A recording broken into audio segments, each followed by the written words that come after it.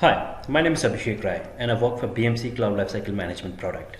Today I'm going to talk about CLM supportability, configuring and viewing the email notifications. This is one of the out-of-the-box feature which got introduced with CLM 4.5 release. The plan is to enable cloud admins to configure email notifications for service provisioning failures use cases, viewing email notifications, reviewing the root cause, capturing the notification. Once you're done with the configurations, Cloud Admin will be able to identify at which step the service provisioning fails. In the previous releases, whenever SOI fails, an end user needs to notify admins and admins needs to capture the logs to identify the root cause. But with this configurations, they'll be able to identify the root cause right away because the notification email will have the detailed information about the root cause and at which step the SOI gets failed.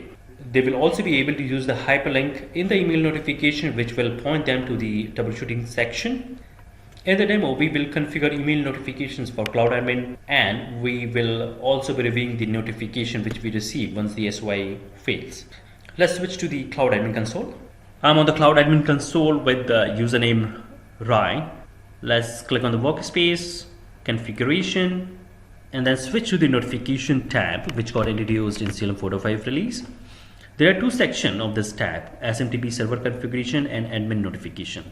In the SMTP server configuration, mention your SMTP host name, SMTP port, sender's email address with which CLM will be sending the notification to the admins. SMTP authentication, just in case you would like to authenticate the connection to the SMTP server, and then for that you need to have the username, password, and just in case you would like to have the TLS encryption, there is an option for that as well. By default, these two are unchecked. In the second half of this tab is about admin notifications, and there's a checkbox called service provisioning failures. So CLM will only be sending notification when there is a service provisioning failure, and you can define the recipients.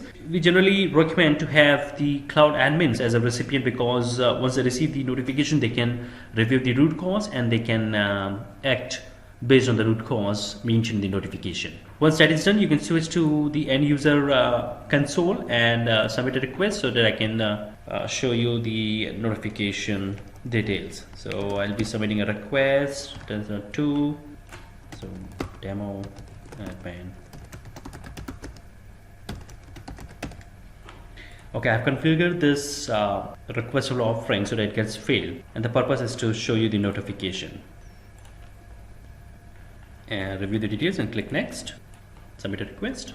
You can review the details and switch to activity log. Let's wait for this SOI to fail.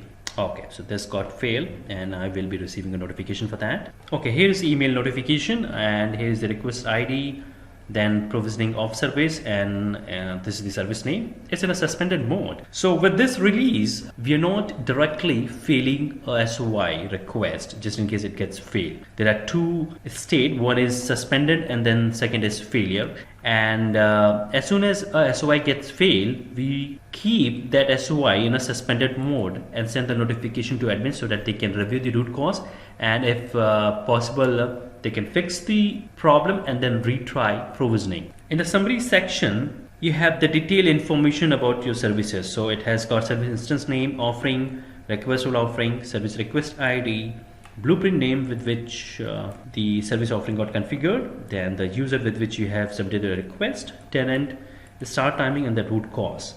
So this section talks about root cause. It says that system could not match the tags on eligible network container with either of the tenant or the tags specified in the service blueprint. So looks like the tagging configuration is causing the problem, and it has got suggested action as well. In the second half of this notification email, it talks about the steps at which the provisioning fails. So it says the categories placement and then operation at which this got failed is select network container, and this section talks about detail of this. So it says that it was determining the eligible network containers for the placement, and for the tenant CLM provider it has got 3 network containers over here.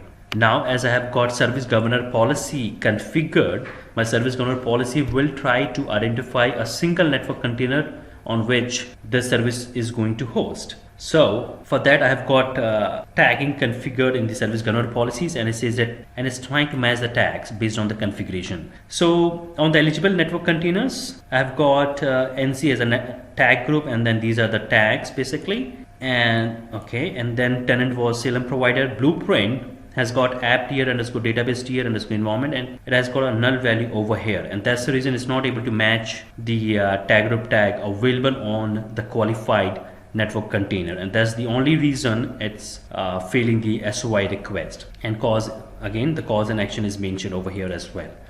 And this is the hyperlink which I talked earlier. This hyperlink will help you to point to the troubleshooting section in the new cloud service console. Once you click on it, once you click on this, it will open this page where you can have more details about the failures and the root cause. And then you'll have other actions as well, like retry provisioning, mark failed, and download logs. And I will be talking on these in my next videos.